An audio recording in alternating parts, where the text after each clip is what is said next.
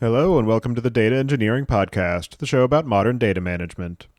Have you ever woken up to a crisis because a number on a dashboard is broken and no one knows why, or sent out frustrating Slack messages trying to find the right dataset, or tried to understand what a column name means? Our friends at Atlan started out as a data team themselves and faced all this collaboration chaos. They started building Atlan as an internal tool for themselves. Atlan is a collaborative workspace for data-driven teams, like GitHub for engineering or Figma for design teams. By acting as a virtual hub for data assets ranging from tables and dashboards to SQL snippets and code, Atlan enables teams to create a single source of truth for all of their data assets, and collaborate across the modern data stack through deep integrations with tools like Snowflake, Slack, Looker, and more. Go to dataengineeringpodcast.com/Atlan today, that's ATLAN, and sign up for a free trial. If you're a Data Engineering Podcast listener, you get credits worth $3,000 on an annual subscription.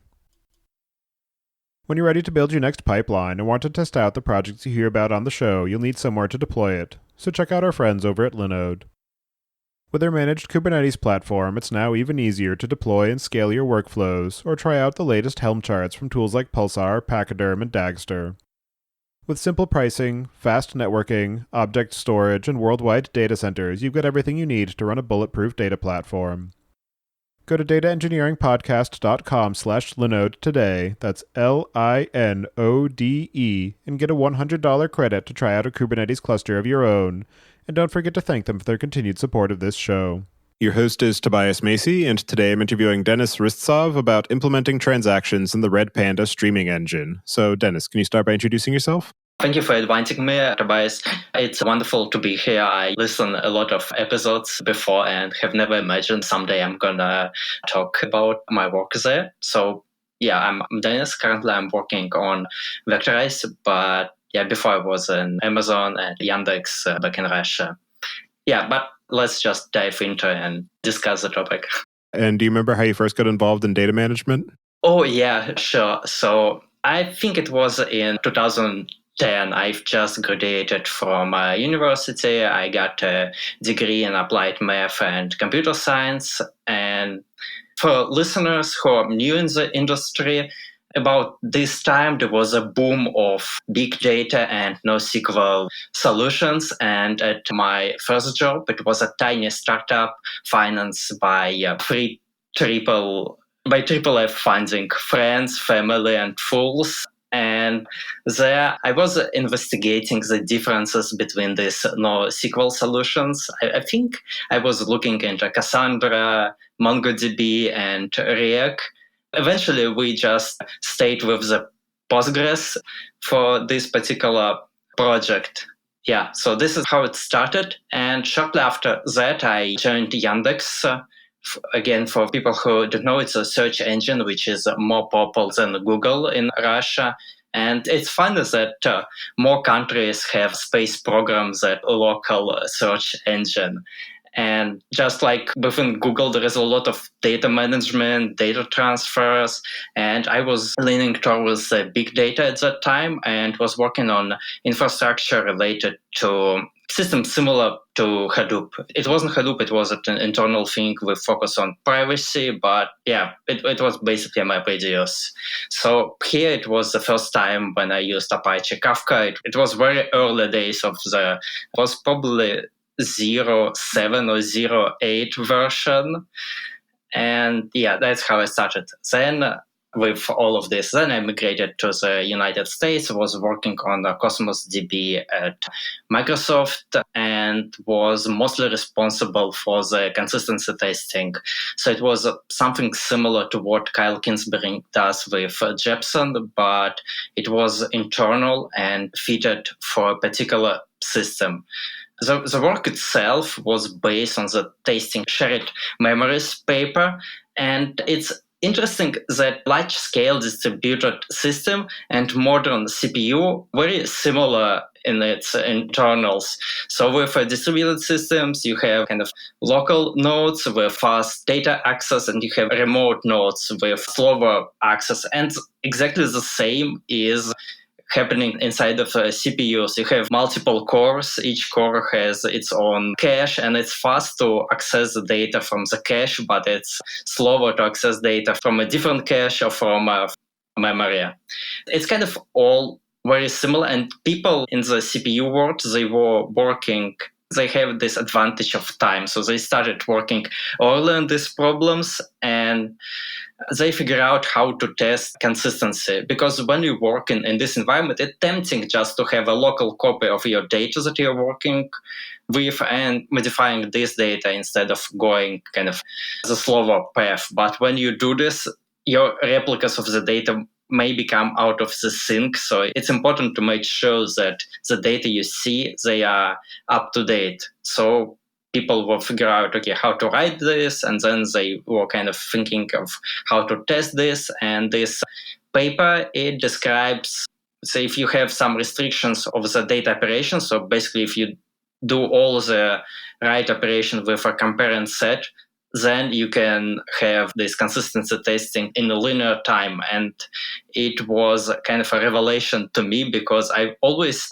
assumed that it's NP complete problem. So you can't test the long kind of histories. And it was very important in a Cosmos DB, because it's a large system, and some of the operations which potentially may affect consistency of the database, they take a lot of time, and testing just by a minute wasn't enough to make sure that everything is correct.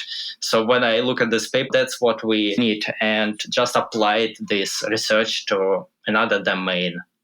I think there is a legend about Steve Jobs and Bill Gates, so that they first observed this research on the graphical user interface is in Xerox PARC, and then they kind of make a commercial software based on this. And I think we should do the same in data management system, because there is a huge amount of research is happening right now, and it's just a lot of things that we can get expired on, or just implement them and base the systems to get an advantage. So I think there is a lot of opportunities there. And for now, I'm volunteering to the JC's academic paper. It's a journal of system research with diamond access, and helped organize a Hydra conference on distributed and parallel computing, and work at Vectorize on the Redpanda project. Yeah, it's definitely interesting to see how research in one domain can be applied in other areas without the sort of original researchers having any conception really of the potential applications, or even really knowledge of those other domains where it ends up getting used. It's definitely cool that you were able to take some of the research in, CPU architectures and how to optimize that and apply it to these distributed systems problems. And then, so in terms of Redpanda and the work that you're doing at Vectorized, I did have an interview a little while ago with Alexander, but I'm wondering if you can just quickly, for people who didn't listen to that, give a bit of an overview about what it is that you're building at Vectorized with the Redpanda project, and some of the goals, and maybe some of the ways that the project has changed or evolved in the past year. Definitely. So Redpanda is part of the kind of a streaming solutions. And when we talk about streaming in general, it solves the problem of data transfer from one system to another and processing along the way. So, for example, when I said that we were using Kafka at Yandex a long time before, it was used to ship logs from worker nodes to this internal MapReduce system. And there is a lot of other kind of places where we need to connect different systems, and kind of the streaming solutions are really good on this. I saw multiple advices to start with a database as a foundation for the message bus, and then kind of replace with a specialized solution like Kafka, Redpanda, Apache Pulsar when you start growing. Because using a database, it's kind of okay on small scale, but database does way more than these streaming solutions. And when it kind of does more, you eventually need to pay more. And I'm not talking about the money, but it's more about performance, latency, and these things. So if you try to measure kind of latency of the database and then compare it with any of the kind of streaming solutions, you'll be surprised. At least I was surprised when I saw this data with database.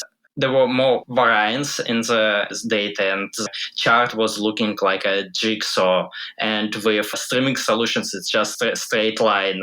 And different streaming systems, they kind of a little bit different in performance.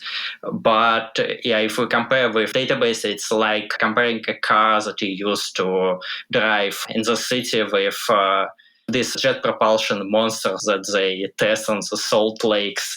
So of course it's not suitable for all of the use cases, but the things it's optimized, it does really well. And Redpanda is one of such system. So I describe it as a kind of an alternative implementation of the Kafka protocol with focus on low latency. So this is now, in the future, it's growing into, we add more features. So one of the known things that we're working on is WASM transformation, but there is much more. I wish I could talk about this, but marketing and product guys will be mad at me if I share the roadmap. So Redpanda, it's kind of the reimplementation of the protocol, and comparing to Apache Kafka, we use a different language. So it's written in C++ versus Java. It uses a different architecture. So Redpanda is based on the C* framework, and it uses a thread per core kind of approach, and it's kind of rhymes with what we were talking before about the CPU and distributed port. So even kind of inside of this big distributed system, such as Redpanda, when we work on the kind of lowest level, we try kind of to stick with one core and not to move data around to have this performance gains on all the layers. And also we use different protocols. So we use Raft for replication. We use various transactions optimizations, including parallel commits for transactions. And these things that we're using, it just didn't exist at the time Kafka started as a project. So it's all kind of recent developments in this area, and we kind of looking around and thinking, okay, what we can do better to make our customers happy, and focusing on these pain points.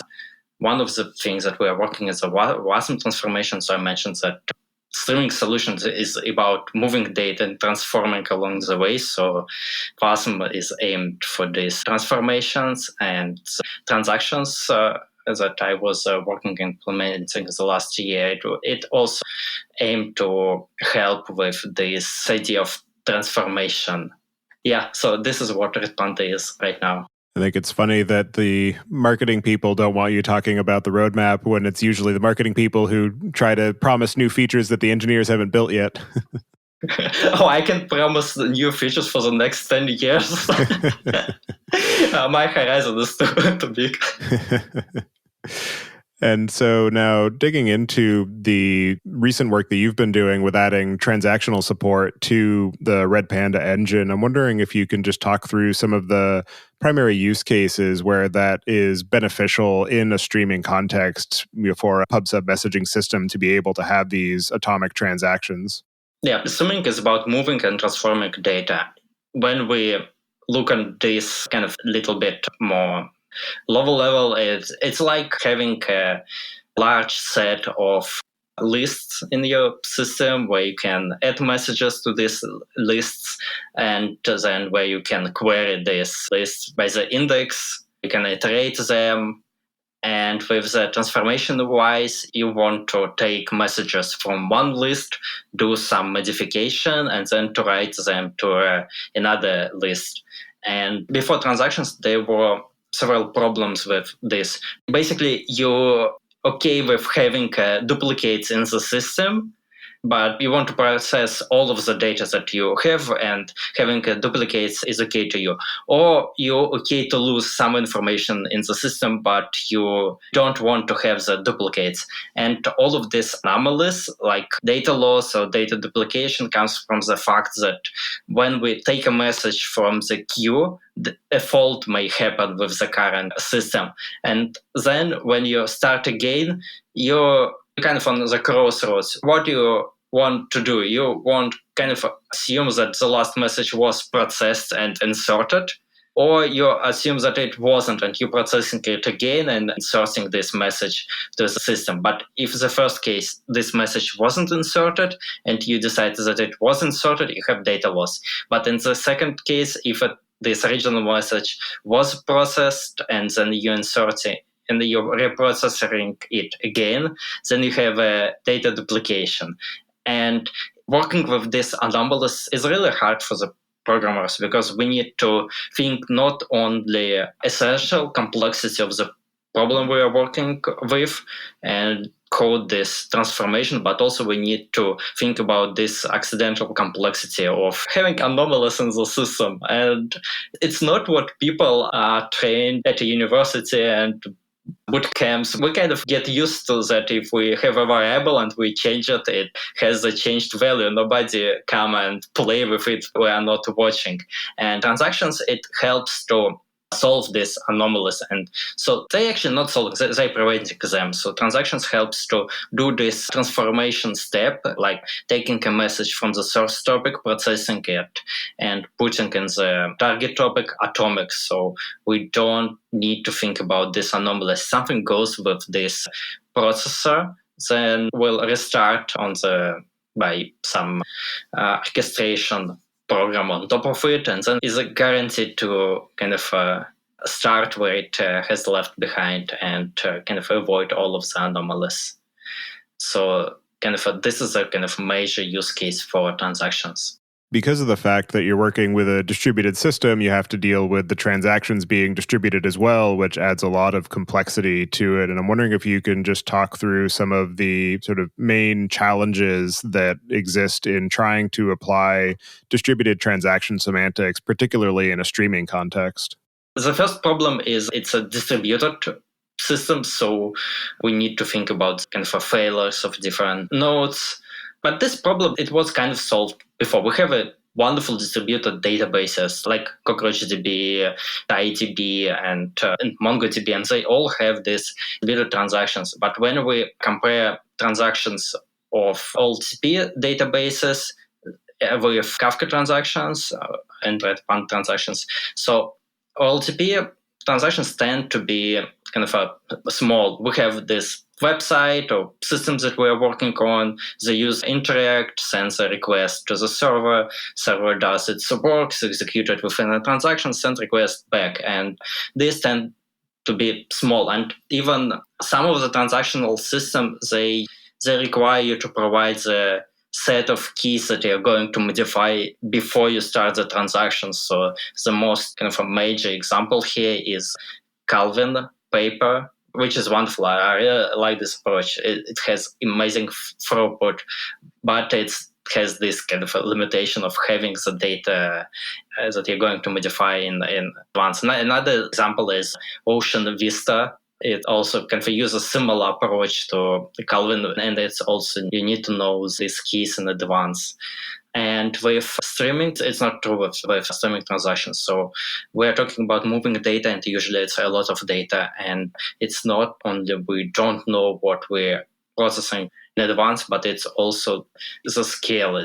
It's very high velocity, and it's a challenge to pick out of all of the transactions protocols that are out there, the one which fits the streaming use case. So I think scale was a major problem. And then as far as the actual impetus for starting the work of adding transactions to Redpanda, I'm wondering if there were any particular product requirements or customer needs that you were trying to fulfill, or if it was just something that you were trying to gain parity with the Kafka APIs, or just sort of what it is that set you down the path of actually adding transactional semantics to the Redpanda engine. It was a customer need first. So even if it was a part of the Kafka protocol, but if nobody were using this feature, then it wasn't really kind of important to support it in the first time. But we had this customer pressure that they wanted to use different tools, which depending on the transactional processing. So we kind of forced to work on this area. In terms of the actual Kafka API, I know that the upstream engine does have support for transactions built into it, at least in some of the recent releases. And I'm wondering how that influenced your approach to how the actual API for the transactions was designed, and then how, if you were trying to map the upstream API, how that constraint influenced your approach to actually doing the work of creating the transaction semantics within the Redpanda engine.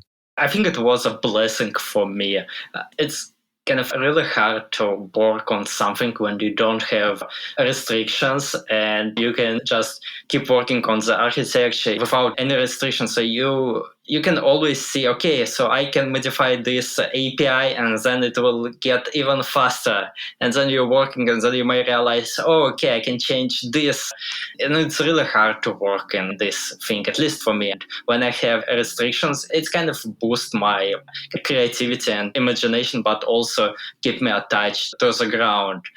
And if it wasn't the case, then the kind of a domain of the works I could choose, it's not infinite, but it's pretty big. When we talk about transactions, so first the change in, is it based on two-phase locking, so basically pessimistic locking when we lock the data sources or the records that we're operating in advance. So when we start the transactions and then we do the works and then we commit this, and we may block the data, or we may do the optimistic approach. Both has pro and cons. And recently there was a very interesting paper called Polyjuice, and it's about kind of combining this approach and building a system which picks locking mechanism based on the current workflow its experience. But if you don't build such sophisticated model, you kind of need to make this choice. Either it's pessimistic or optimistic. And if it's pessimistic, you then need to work on the deadlock prevention mechanism. And there's, again, several kind of branches which we can choose. And with the timestamp ordering, there is kind of a choices which route to go. It can be multi-version concurrency control, or it's maybe optimistic concurrency control, or we can scale. All of these approaches kind of known. 90s, we want to try something new, and then we can go and try Calvin. We can go and try Granola, Tapir, or we can go and say, okay, this isolation level, we think for our customers it's not important. Let's choose the weakest one. Oh, maybe not the weakest one. Let's increase it just a little bit, and then we can use ramp transactions. And the scope of this work, it's just so big to choose from. So without restrictions, it's impossible. So I use these restrictions just to kind of guide my focus on what we can use for Redpanda. Struggling with broken pipelines, stale dashboards, missing data? If this resonates with you, you're not alone. Data engineers struggling with unreliable data need look no further than Monte Carlo, the world's first end-to-end, fully automated data observability platform. In the same way that application performance monitoring ensures reliable software and keeps application downtime at bay, Monte Carlo solves the costly problem of broken data pipelines. Monte Carlo monitors and alerts for data issues across your data warehouses, data lakes, ETL, and business intelligence, reducing the time to detection and resolution from weeks or days to just minutes. Start trusting your data with Monte Carlo today. Visit dataengineeringpodcast.com/impact today to save your spot at Impact, the Data Observability Summit, a half-day virtual event featuring the first U.S. Chief Data Scientist, the founder of the Data Mesh, the creator of Apache Airflow, and more data pioneers spearheading some of the biggest movements in data. The first 50 people who RSVP will be entered to win an Oculus Quest 2. And so in terms of the isolation level and the capabilities and sort of the requirements there, I'm wondering if you can just talk through some of the actual technical implementation and some of the design decisions that you did make as far as how those transactions are manifested in Redpanda. So transactions, if we try to compare them with the database world, they read committed. So you get an acknowledgement that your data was applied to the system before it's actually was replicated to all of the nodes. So it doesn't mean that it's a eventual consistent system, which just very hard to work with. It's more like a strong eventual consistency. So you know that eventually your transactions will be applied, but if you go and try to read this data immediately after you get a confirmation, there is a risk of getting a little bit stale data. And if we talk about this kind of implementation of all of this, so the optimizations that we did in Redpanda, they're based on two approaches. First one, it's a commit time, so it's not the first one, it's the last time. In the end of the transactions, we commit, and here we use parallel commit optimization. It was pioneered at CockroachDB, and the basic idea here is to reduce latency. So usually when people talk about the transactional commit in the distributed system, the first thing that pops up is two-phase commit protocol, and the name kind of gives you a hint that there is two rounds of communication. First, you need to go to each of your node and say, oh, please persist kind of a state that you have on disk, and kind of validate that you can commit. And if you can commit, kind of make this decision persistent on disk, and then you get a confirmation from everybody. Or not on disk, it can be replicated using the Paxos and Raft protocols. So you get the confirmation from everybody, and then once everybody said that they're okay to kind of proceed with these transactions, then you mark this transaction as committed on your kind of master record representing this transactional object. And after this, you communicate with everybody and do this final kind of instruction. Please commit the data that you reserve. And this last part with Redpanda and with Kafka, it's because of the isolation models that we choose, it happens after the fact, that after acknowledgement of the transaction. So we don't count this as a latency impact, but still there is two things which happens before we acknowledge a request. First, this prepare communication. Second is updating this master record. And what parallel commits does, let's do all of this in parallel. So it's a kind of a piece of information that please kind of do your work. And by the way, this is all of the other participants in this transaction. Or there might be a reference back to this master transactional record. And when this one phase is executed, we send as an acknowledgement to the client, because we know that everybody kind of decided to participate in these transactions. But if somebody else observed this incomplete record, then it's going to be this somebody else's responsibility to go and clean it up. And usually it's the same transactional coordinator, but it's kind of gives you reduce the numbers of network communication and makes this things faster. And I don't think that the major benefit is kind of reducing the network communication. Network communication is still pretty fast these days.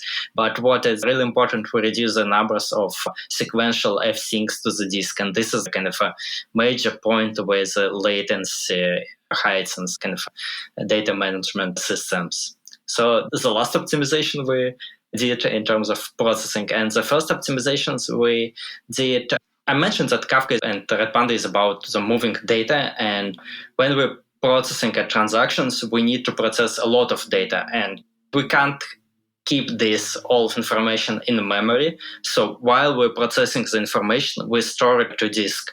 And we can store a gigabyte. It doesn't matter how much data we want to process in one transaction. So we need to save all of this to disk. And because of its network application, we can't say just, so this is my huge chunk of data, please take it from here, save it, and give me a confirmation. We, from the client side, we send this data in kind of a small TCP packets and process them in sequence, and we store each chunk of this huge piece of data sequentially, and we want to store them reliably. So we use fsyncs to get a confirmation that everything is secured. And once we saved all of this 1 GB of data, we finally go and commit. So what we did in Redpanda, we decided, okay, let's do this optimization. Let's treat this transaction as a unit of work and optimize this as a whole instead of optimizing each individual record. So what we're doing is we save data without this confirmation from the disk, kind of optimistically. But then when we're about to commit, we make sure that it was kind of a fully persisted to disk and it was fully replicated to all of the replicas. And if it doesn't, which happens, this is a rare situation, then we just abort a transaction. And the user, it kind of expects that transactions might be aborted because of some internal things happening in the cluster. So it's kind of no surprise. They kind of are ready to process this information again. But the gains that we have, it's really big, because if we want to persist n messages in Redpanda, then alternatively we will need to sync n messages sequentially. It's not n, but I'm simplifying. And now we are not doing this. We just let the system to figure out on its own pace when it's safe, when it needs to save this data. And in the end, we check that it was saved, and it gives us huge boost in performance. So I think this is a two major optimizations that we did in transactions. Beyond just the constraints of needing to adhere to the Kafka API for transaction support, what were the other priorities that you were orienting around to determine how exactly to implement these transactions, and how did that sort of inform the work that you were doing? And I'm wondering also sort of what types of roadblocks or challenges those constraints might have added to the overall effort.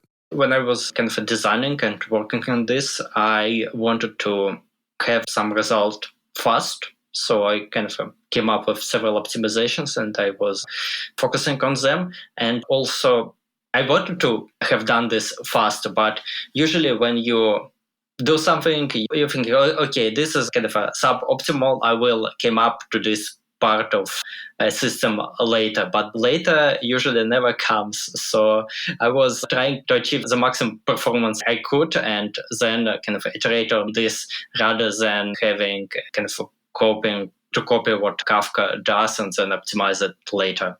I understand that from when you first started on this till you have delivered it in its current form, it ended up taking on the order of about a year. And so I'm curious sort of how you were able to break up the steps so that you were able to continue shipping Redpanda, but you were also able to do your work without it either sort of having to deal with constantly rebasing the upstream changes against your branch and dealing with all those conflicts, and just the overall sort of like software development methodology that you use to be able to deliver such a sort of substantial feature over such a long period of time without having it affect other work that was ongoing. There's multiple layers in this question.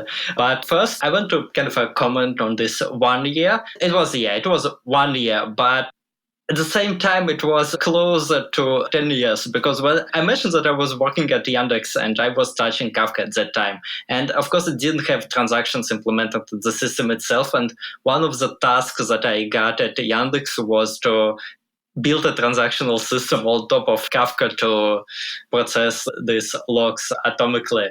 And I was fresh out of the college and I successfully failed this this part. But maybe I decided that, okay, I will overcompensate this and I will dive into research. And now 10 years later, I'm finally succeeded this part of implementing transactions on top of this proto Kafka thing. So I can finally make my old managers happy.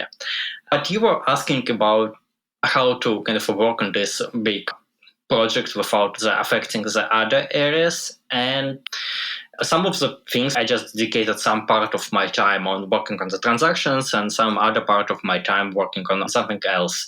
So it's kind of answer on how not affect kind of the other work that I was doing. But there is another layer in this question. So once you kind of working on something, because the surface area might be pretty huge and it may touch the different areas inside of Redpanda and may affect the other operations. But it wasn't this way in our case because all of these parts in the transactions and the Kafka protocol, they require the majority of this complexity lives in the transactional coordinator, and transactional coordinator is completely separate topic and it's a separate entity in the system. Most of the work I've done, it wasn't mixing with other developing process inside of Redpanda. And this kind of a small part which does, we kind of use tests to validate that nothing isn't affected. And then as far as the actual transactional support that's in there now, I'm wondering how you handled validation of the transactions as you were iterating on the problem and how you decided when you were complete.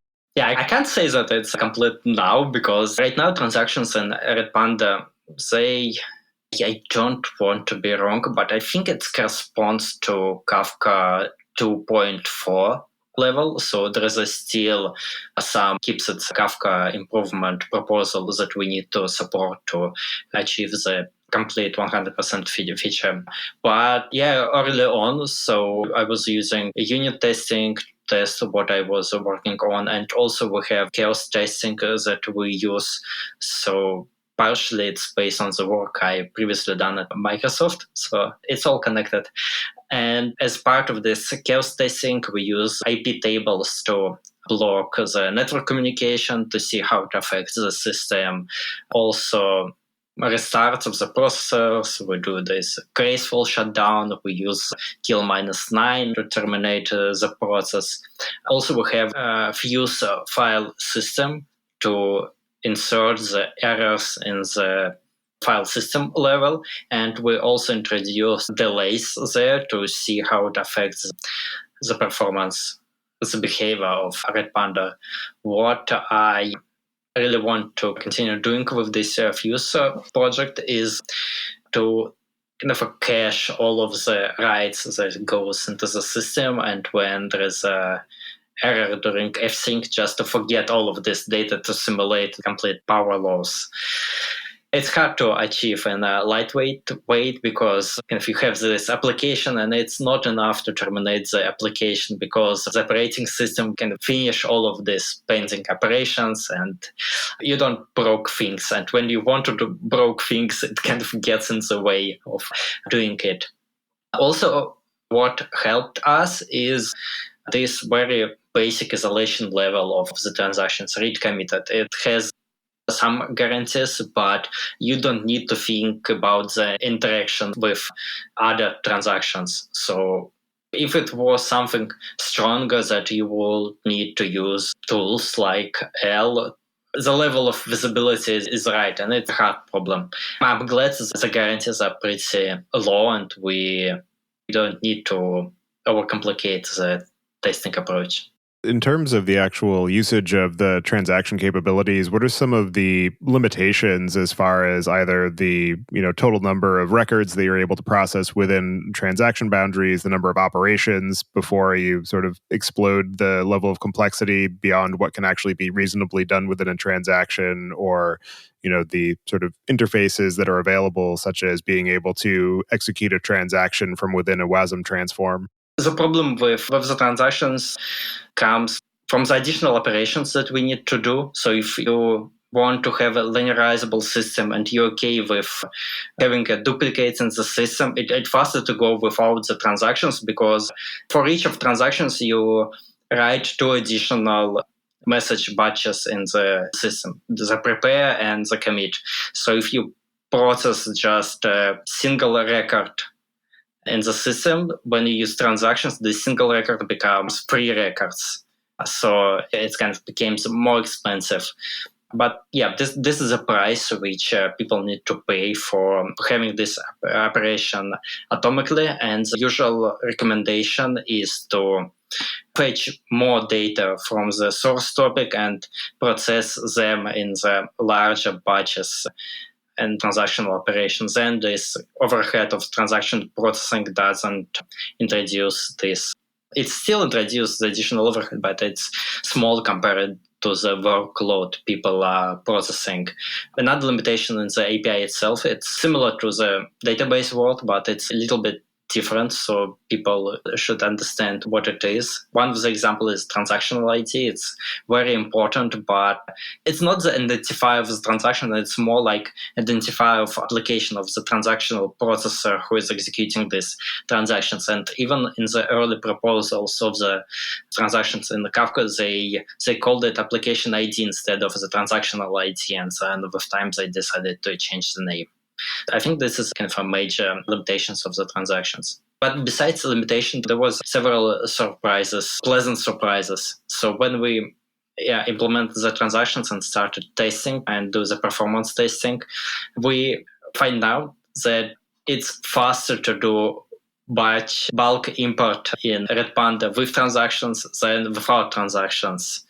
And it was a complete surprise, and it was something 100% unexpected, because I have this intuition that transactions are always slower than non-transactions, and it wasn't the case in this case. I even thought that there might be some error in the data or in the testing procedure, so I need to double check it. And it was this way because of this sync optimizations that I mentioned before. So we were kind of just processing the whole batch as a whole instead of processing the individual messages, and it gives us this performance boost. And in terms of the ways that transactions are actually being used now that they're available in Redpanda, I'm wondering what are some of the most interesting or unexpected or innovative ways that you've seen them applied? I think I just talk about this. It's very unexpected, and we recommend customers to use it. And in the process of actually going through the work of adding transactions to Redpanda, what are some of the most interesting or unexpected or challenging lessons that you learned in the process?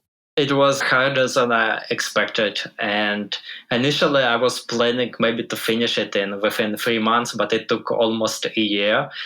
And I had implemented replication and consensus protocols before, and I thought that transactions are going to be easier, but it wasn't the case. It was easier to understand why it's working and what is happening inside, but it was a lot of work to kind of implement this. And with the replication and the consensus parts, it's the other way around. It's less work on implementing, and the major complexity comes from realizing why this thing even works in the first place. And then in terms of the sort of near to medium term future of the work that you're doing at Redpanda and Vectorized, what are some of the things that you're excited to dig into? And if there are any sort of discoveries or ideas that you came up with in the process of building these transactions that are sort of the next logical step for you to explore?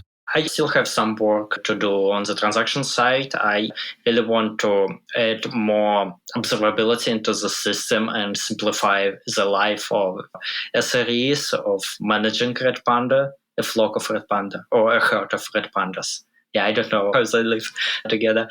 And yeah, this is related to transactions. And of course, I want to achieve this feature parity with Kafka. But another thing I'm really excited is the replication protocol. So right now, Redpanda uses Raft as a replication protocol, but it's more than 7 years old. Can you recommend somebody to buy a 7 years old iPhone instead of what is the current version, 13? If both models are within the budget, of course. I can't. And the same with replication protocols. There is a very hot area of research, and there was several advances made since this Raft paper appeared 7 years ago. And recently, as part of this JC's work, I reviewed Matchmaker boxes, and it looks really cool. It allows the faster configurations of the system, and the faster you can do this maintenance kinds of the operations, the less impact they have on the overall cluster, and the less impact they have on the customers. So I'm very excited about this, but I'm not sure when I'll be able to do this, because there is so much things that it's possible to vectorize, and everything looks very excited. And I wish I could talk about this more. Are there any other aspects of the work that you're doing on Redpanda as far as the transaction support or just the overall vectorized platform that we didn't discuss yet that you'd like to cover before we close out the show? No, probably not really. Maybe you could ask me in a year. Sounds good. And I will be able to share something new. All right. Well, for anybody who wants to get in touch with you and follow along with the work that you're doing, I'll have you add your preferred contact information to the show notes. And as a final question, I'd like to get your perspective on what you see as being the biggest gap in the tooling or technology that's available for data management today. I think in terms of the gap is this gap between the industry and academia. So they develop new ideas way faster than we implement them. So that's where we should look at.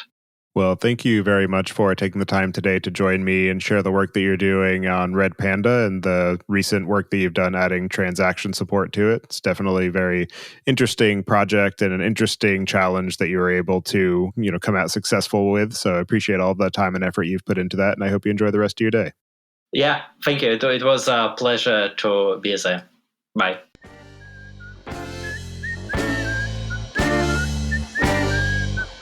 Listening. Don't forget to check out our other show, podcast.init, at pythonpodcast.com to learn about the Python language, its community, and the innovative ways it is being used. And visit the site at dataengineeringpodcast.com to subscribe to the show, sign up for the mailing list, and read the show notes. If you've learned something or tried out a project from the show, then tell us about it. Email hosts at dataengineeringpodcast.com with your story.